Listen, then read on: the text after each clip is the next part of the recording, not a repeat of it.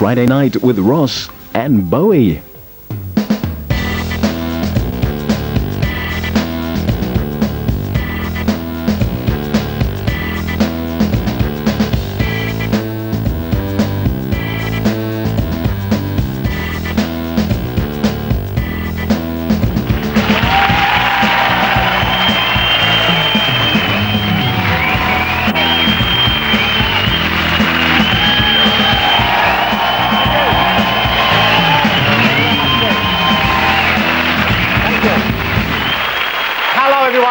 Welcome to Friday Night with Jonathan Ross. It's a 45-minute special and I've only got one guest this evening, so let's hope he's bloody good. I think most of you probably know who he is already.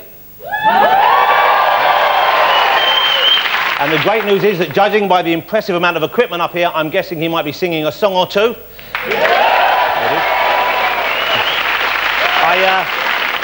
I say impressive amount of equipment, but I must confess the big box on the end is actually Parkinson's dialysis machine. Around the back we've got Esther Ranson's iron lung. But ladies and gentlemen, let's not think of them, because tonight it's just me and David Bowie!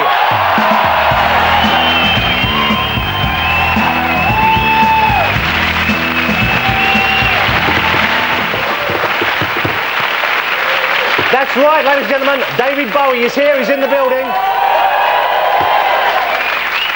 Would you like a little peek? He's in the green room, let's have a look. There he is! He's been spotted. Evening, Dave. Look at that. Man. So, join us again next week when I'll be talking... There's David Bowie, ladies and gentlemen. And you know, it's taken him 5 days to get here from New York. He came by boat. Silly bugger. We'd have bought him a plane ticket if we'd known. 5 days on a boat, his hands must be red raw from stoking coal. But there's one good thing about it. If you've been trapped on the QE2 for nearly a week with only elderly widows looking for husbands and people who've been told they've only got a year to live, then you must be desperate for a decent chat, and that's what we're going to have.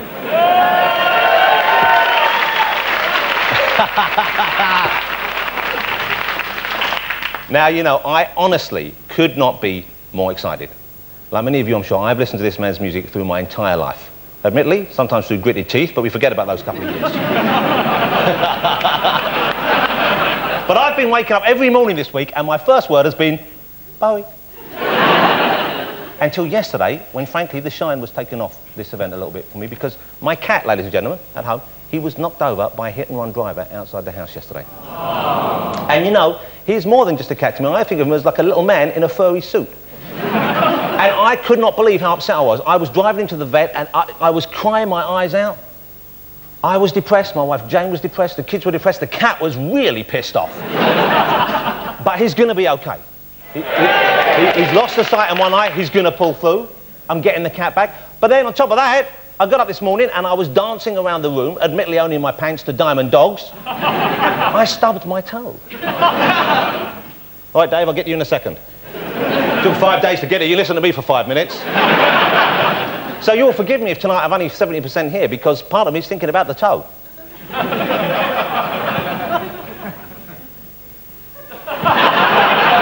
Shall we get on with the show? You better. I've got a sick cat at home to get back to. Ladies and gentlemen, here he is. Well, no, first of all, before he comes out, ladies and gentlemen, let's just remind ourselves of David Bowie in action.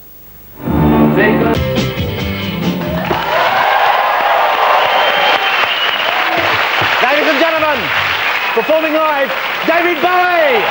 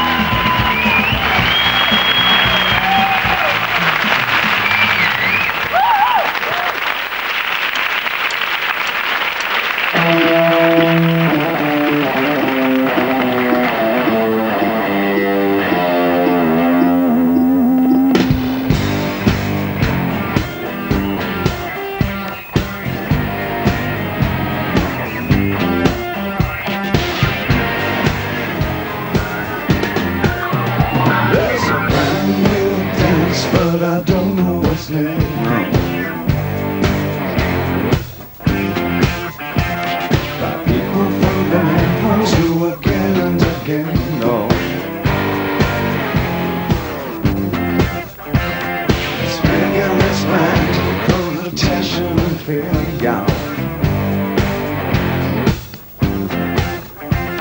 They do it under them, but we don't do it here, no.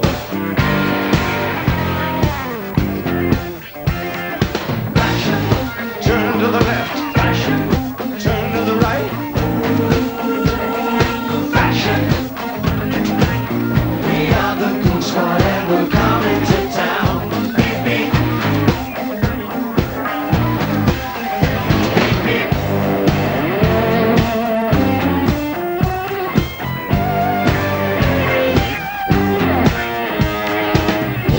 Don't listen to me. Don't talk to me. Don't dance with me now. Beep, beep. There's a brand new talk, but it's not very clear now. That people from good homes are talking this year now. Fashion. It's now in this timeless, I've not heard it before. Wow. You shout it while you're dancing over the dance floor. Fashion. Fashion. Turn to the left. Fashion. Right. Fashion. We are the Goon Squad and we're coming to town. Beep, beep. Beep, beep.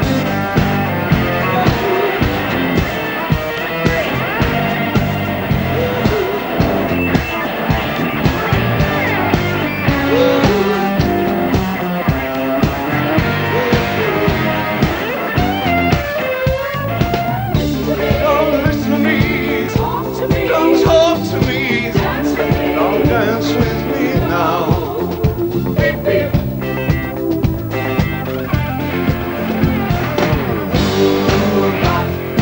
Don't, fashion. Fashion.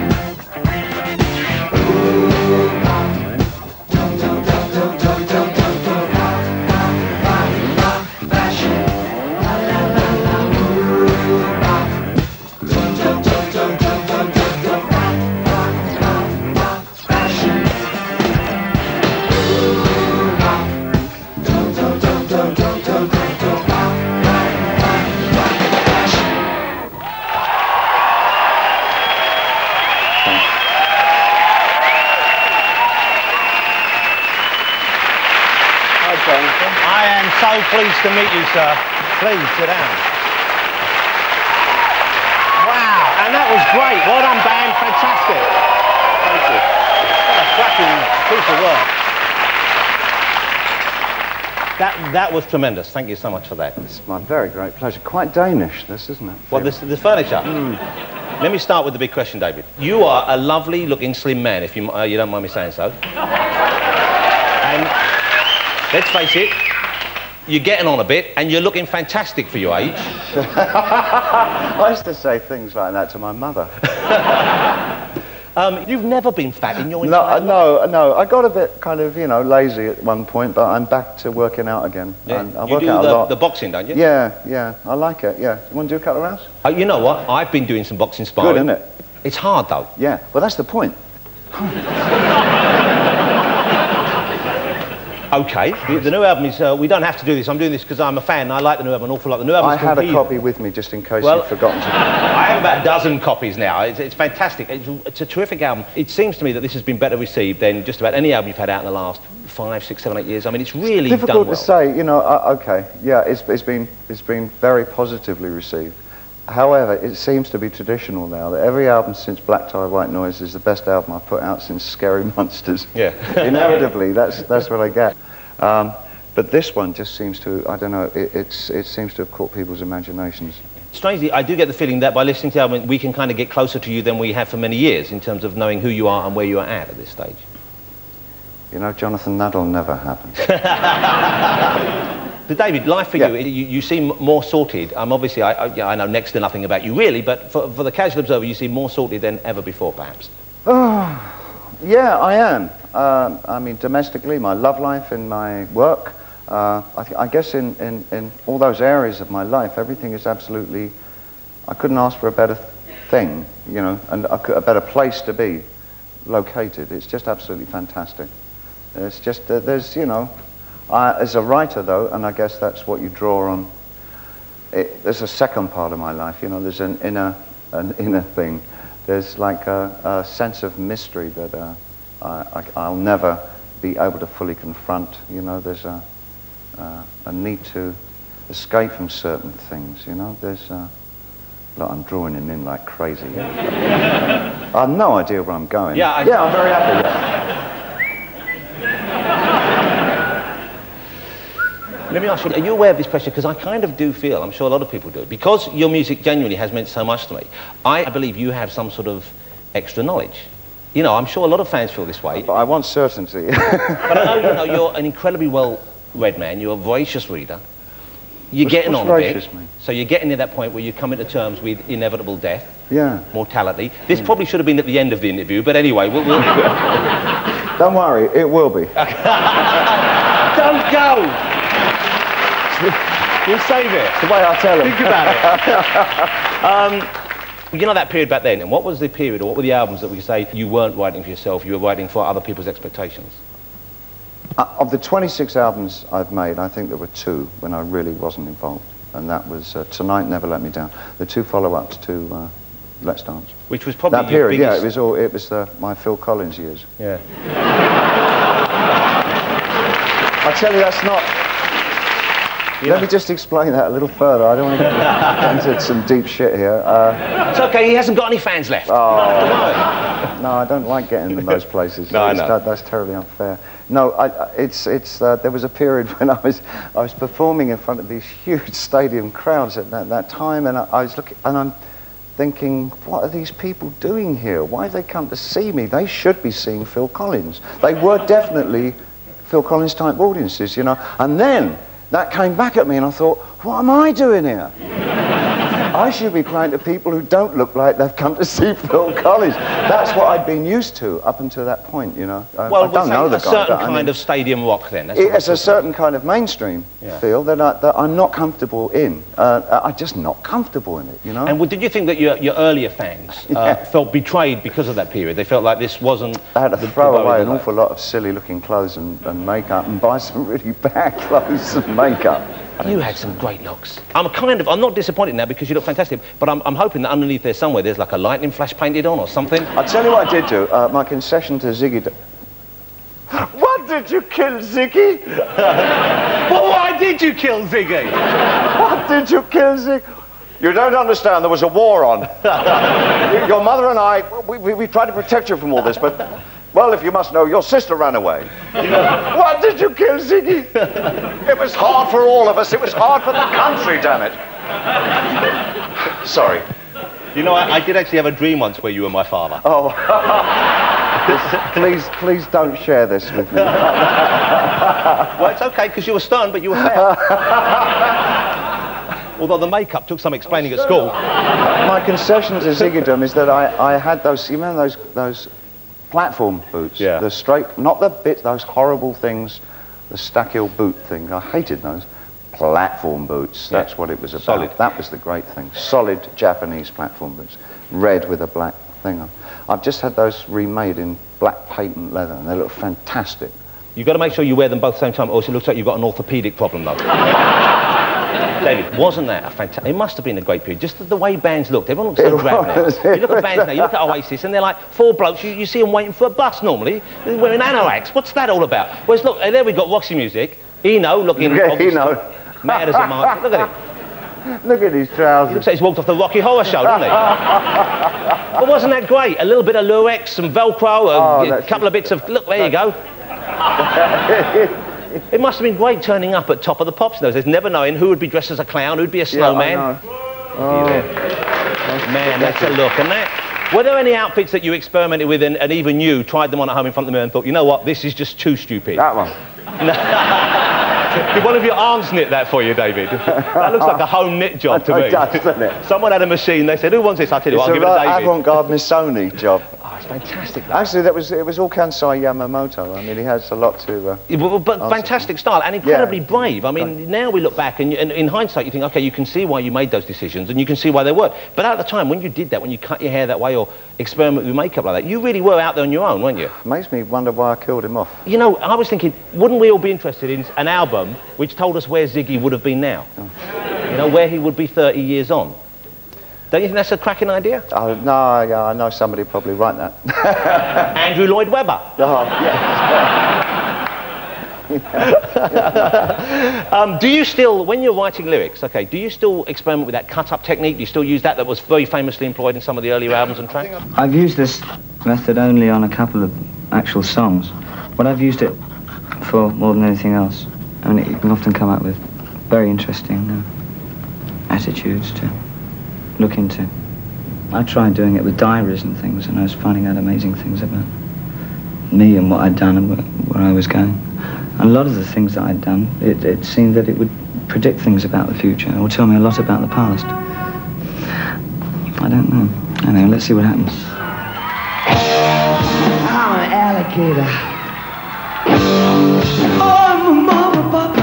David, I experimented before the show. You have awakened in me dormant creativity. Oh, blimey. Okay, before the show I thought, okay, you do the cut-up lyrics, I'm going to do some cut-up questions for you. and I wrote some ideas down, and I cut them up, and I pasted them together, and I still don't know how you did it, but look, here's one. When Ziggy guitar teeth crotch, enjoying. That's Japanese. That's no, that makes sense if you think about it. Yeah, Better than some of your black Japanese songs, makes sense. Here we go. Japanese makes sense. You'll like this one. Oh, yeah. Nietzsche, preacher, creature, teacher. That was not a cut-up. It was! You're lying. I helped it a bit. You don't have to be random, do you? No, you don't. Fat old Ziggy. I like that. I want that one. Here's one you'll like. Brian Eno, makeup, Arthur Lowe, Spider-Man. That could be a mini-series. These are wonderful. No, these are wonderful. Here's a good one. This is a genuine one. Yeah. Primitive Jagger, chimpanzee penis. David Bowie is going to perform another track for us now. It's going to be a track from the new album, I believe. It is indeed. Okay, is it Slip Away you're doing now? Yeah. It's a fabulous track. Yeah. It's a fabulous album. David Bowie, ladies and gentlemen. I'll see you in a second, David.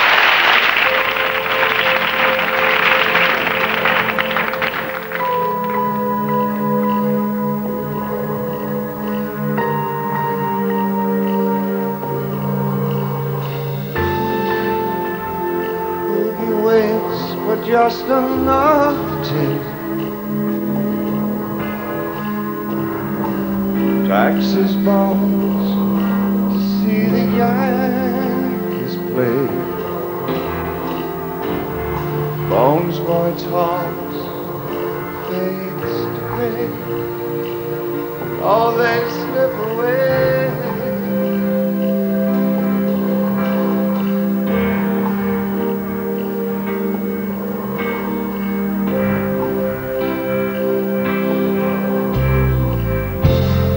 Once a time, they nearly minded me. Bones and Oogie on a silver screen. No one knew what they could do except for me and you. They slipped away.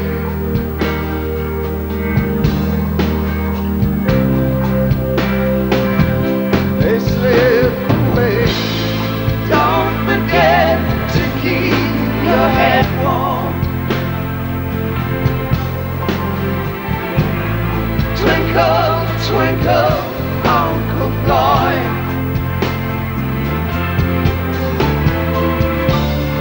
Watching all the world and war talk.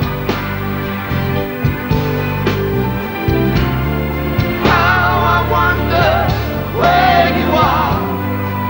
Whoa, whoa, whoa. Oogie knew there's never ever time. Some of us will always stay behind. Down in space, it's always 1982. The joke we always knew. Oh, what's the matter with you? Come on, let's go. Slip away.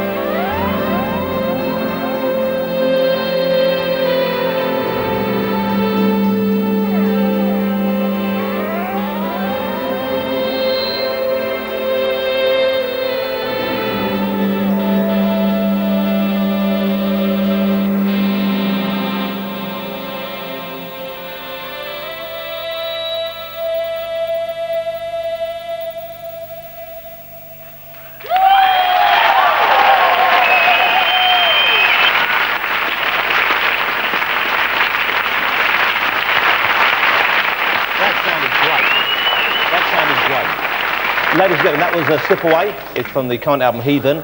You know, I think that's grown to be, I think, possibly my favourite track on the album. Oh, great. You played the stylophone at the end of that. What a fabulous treat to see the stylophone not only back on a top-selling album, but back on TV. Let's see if we can conjure up something from the past. Have you got one too? I don't only have one, I've got one with a special holster. Ground control to Major Tom. I've had this since the 70s. Mine's got David Cassidy on the back. Don't be jealous, incredible. That was before I discovered you. That's all right. How did you get a black and white one? Listen to this.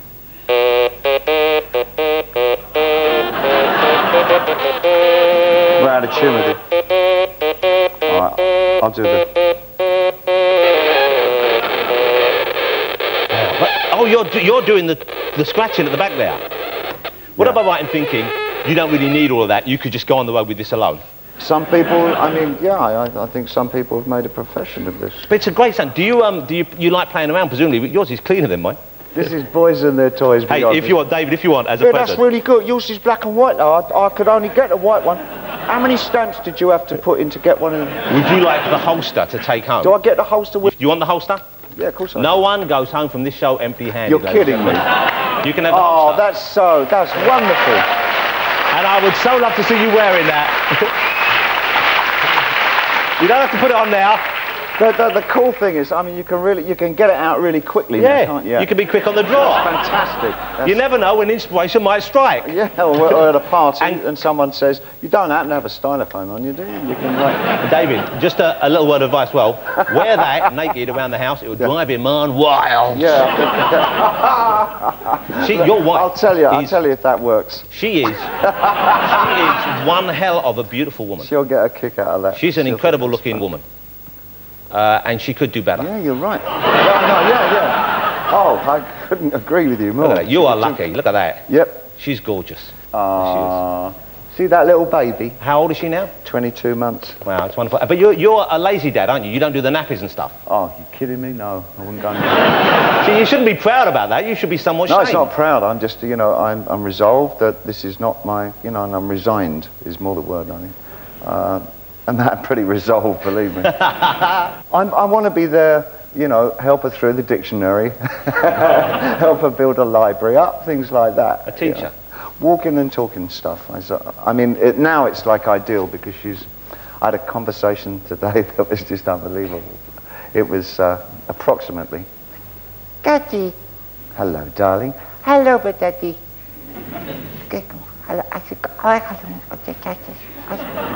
Yeah?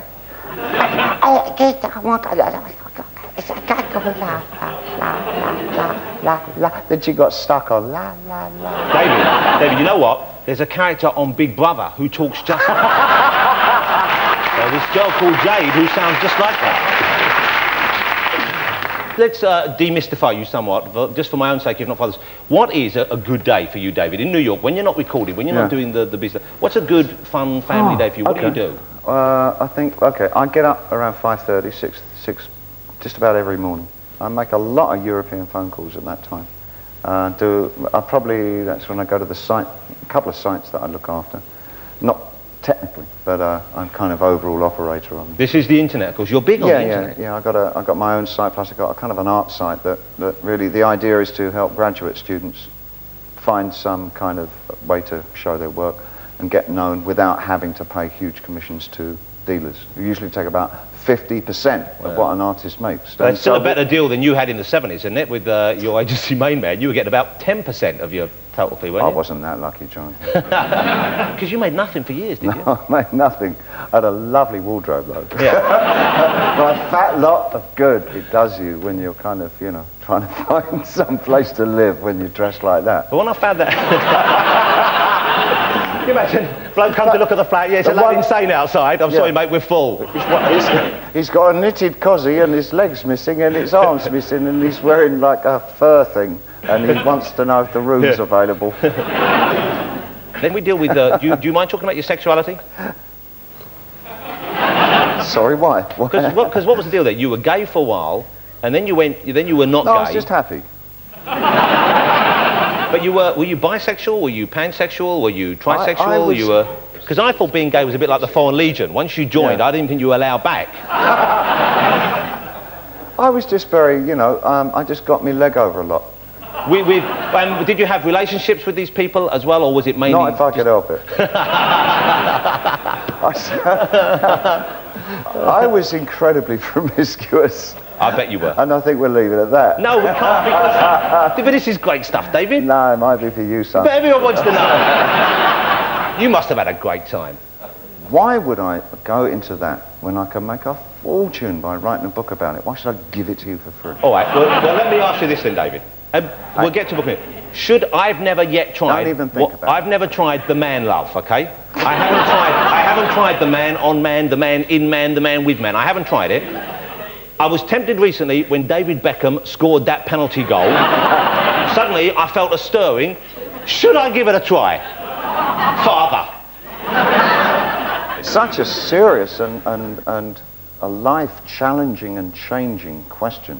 The answer that I have for you would probably create such turmoil in your soul. You know what? It probably would. I'm not sure that you could actually withstand it, or in fact last the rest of the show. So I'm afraid I have to politely and reluctantly not answer that question. I thank you. I thank you for your concern, and I respect you for that. Let me ask you something more specific. Mick Jagger has been knighted. He's Sir Mick Jagger, and we had the big concert at Buckingham Palace, and of all people, Ozzy Osbourne was playing there amongst others. Does it interest you, that kind of thing?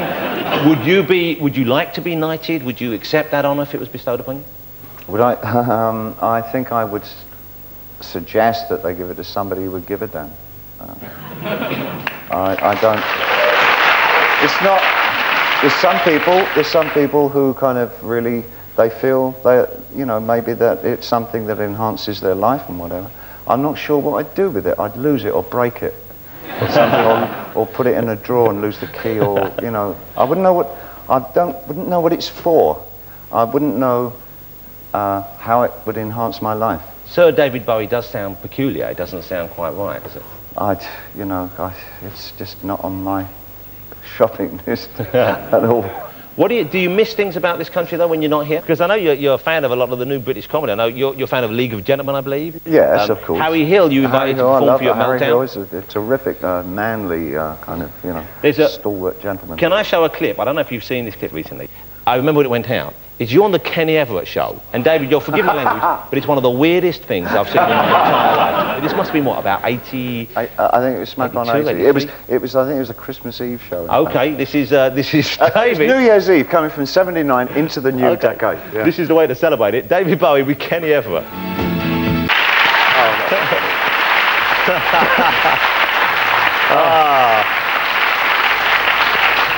And you try and tell that to the kids today. They don't believe you. That was so strange. Do you remember doing that? Yeah. He was lovely. He was lovely. Yeah, smashing guy. You know, you worked with so many great people over the years. I was thinking about that Bing Crosby Christmas special one, where you sang Drummer Boy with Bing Crosby, which is just such a fabulous but odd juxtaposition of like iconic pop figures. I don't think he knew he'd sung it with me. I mean, he was already at a place where not much, you know, he wasn't kind of reacting to very much around him. I mean, he was pretty old by that time, and he was just this little old fella on a stool. Hello, David. You know, and hi, Bing. I'm David Bowie. Hello, David. You know? Oh dear. But it's kind of like that. It's actually a wonderful piece of music together. It's a really it comes strange out thing. every year. I mean, it keeps going into the Christmas chart. Can I ask you about a period which I wasn't the biggest fan of, David? Go on. Tin Machine. Yeah. Now, you were 42, 41 when you started Tin Machine? I can't do the math. Yeah, you were. That whole thing to me screams midlife crisis. Yeah, well, it was. It really imploded on itself. We had a lot of personality problems within the band. I didn't realise what it meant to be in a real democracy until I demanded one. See, it doesn't work that way, does it? Uh-oh, Bowie's demanding a democracy. Watch out. Yes, sir. How do you want it run, sir? It sounds like that, doesn't it? It's like, but I suppose it right, we're all going to be equal, okay? Yes, sir. Yeah. David, your internet site, I'm a member of your internet site. I have a Bowie net address. I go on, I look at it. It's a fabulous looking this is site. Scary. But, you know, well, it's great. And I know we have people here involved with it as well. But I'm curious about when you're in the internet, because someone had told me, and I don't believe this is true, that Iman, your wife, limits the time you're allowed to spend on the internet. She doesn't limit anything I do. No, that's not true. But do you find it best to leave like a Word document open so that if your wife comes in when you're looking at, for example, thatladybendsoverforyou.com, you can quickly click on the other thing, hence hiding the screen and therefore keeping the relationship intact? Is this, let's go back a little while to an earlier problem that you had. Is this something to do with a man and man love thing? No, I'm the least bi-curious guy you could meet, David. And yet, I do like looking at pictures of naked ladies, ideally smiling. Good Lord. You must occasionally look at a bit of the old porn on the internet, David. David? No. You know what, that's a good thing. And as I grow slightly more sober and mature and decide that I would like to impress you, I'm going to stop looking at it as well. You're going to be a better man for it, you know, and your children are going to thank you. Well, the boy might want to find a few things lying around when he hits 13. You've got to pass a few magazines on it, you little fella. What about your son? When Duncan was growing up, you must have slipped that little fella is 31 years old okay. now. Well, he'll hit puberty any day now. Did you ever have a father-son talk to him like a kind of birds and the bees type thing? Because from you, that must be quite something. Yeah, I believe. It was more of a monologue. With you, it's the birds and the bees and the mollusks and anything else you fancy trying, providing no one gets hurt and it's consensual. Yeah, I think, I don't know, he'll have to remind me, I'm sure, but I think I was quite loutish about it. And quite graphic and full of, you know, bonhomie and backslapping and, Did you find it tough being a dad first time around? Yeah, because I was absolutely not prepared for all the responsibilities that inherently are part of it, you know. And firstly, my son and I get on incredibly well, and he's a wonderful man. He's grown up to be just beyond my expectations of what, you know, one's own child can grow up to be. He's just terrific, kind-hearted, honest, straight ahead. He's just a great guy, you know, and I'd like to be around quite a long time for my daughter too. You know? Well, and we would like you to be around for a long time, not just Yeah. for your daughter, but for us as well, David, if that doesn't seem selfish. Oh, all right. Let's celebrate the release of the new David Bowie album, which is fabulous. I don't know if you have a copy, but it's fantastic. Thank you. It's called Heathen, it's out now. This is a terrific track off it called Everybody Says Hi. But before we do that, David Bowie, thank you so much. Oh, it's classic. So lovely. David Bowie, ladies and gentlemen, and gang, Mike over there.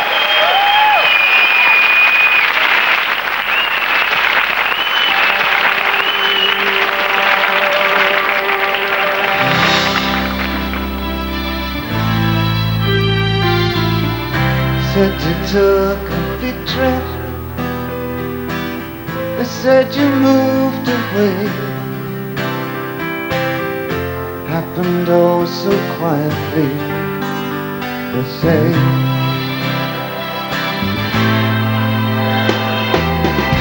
should have took a picture, something I could keep. Buy a little frame, something cheap for you. Everyone says hi.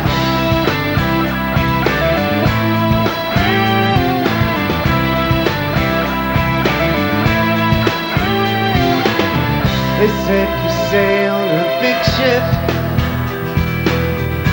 said you sailed away. Didn't know the right thing to say.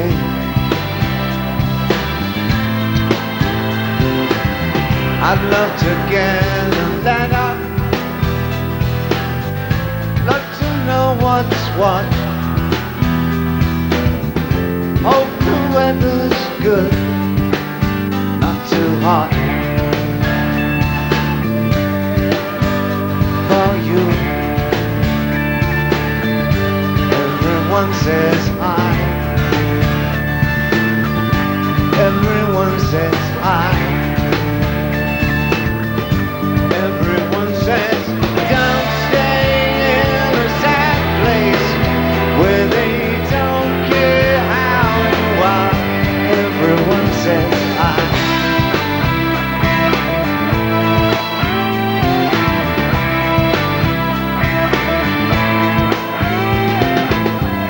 If the money is lousy, you can always go home. We can do the good things. We can do all the bad things. If the food gets you leery, you can always go home. We can do the good things. Yeah, we can do it, we can do it, we can do it. Don't stay in a bad place where they don't care how you are. Everyone says hi.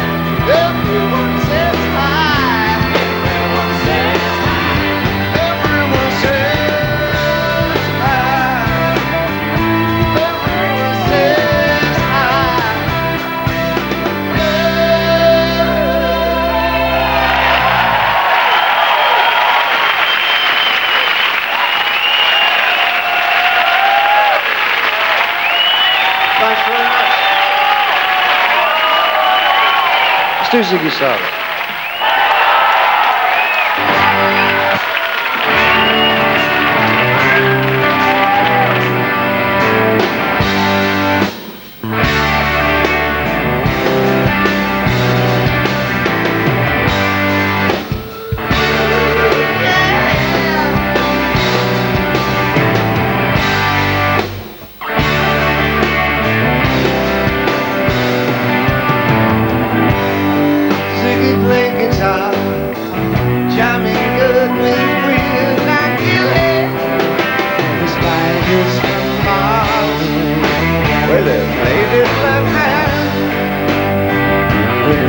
To far became the special man when we were Ziggy's band. Ziggy really sang, screwed up eyes and screwed down head, like some cat killed the bag. We could kill him by sliding, we could leave him to hide. Came on so long.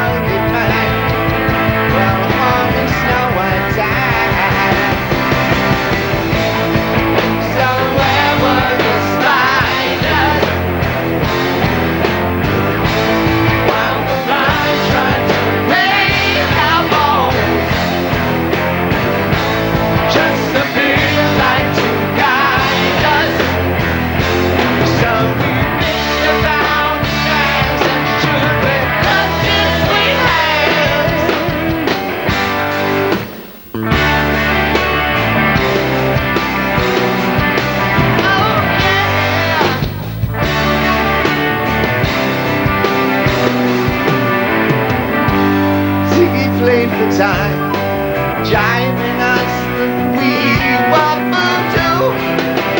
Keats was just black, he was the last with God-given hands. He took it all too far.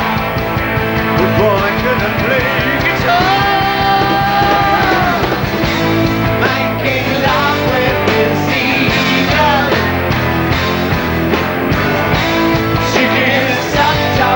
To his mind, like a leper messiah. When the kitchen threw the man, I had to break up the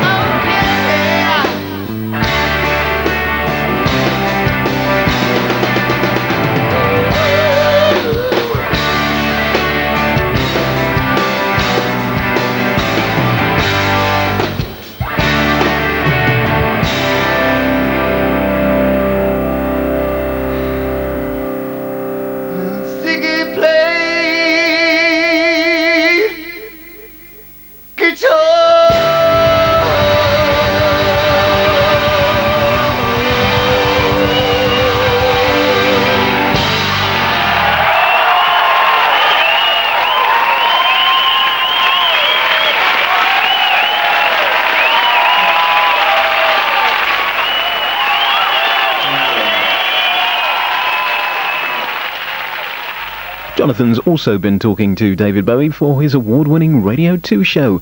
You can find out how that went via BBC I at bbc.co.uk/Radio 2.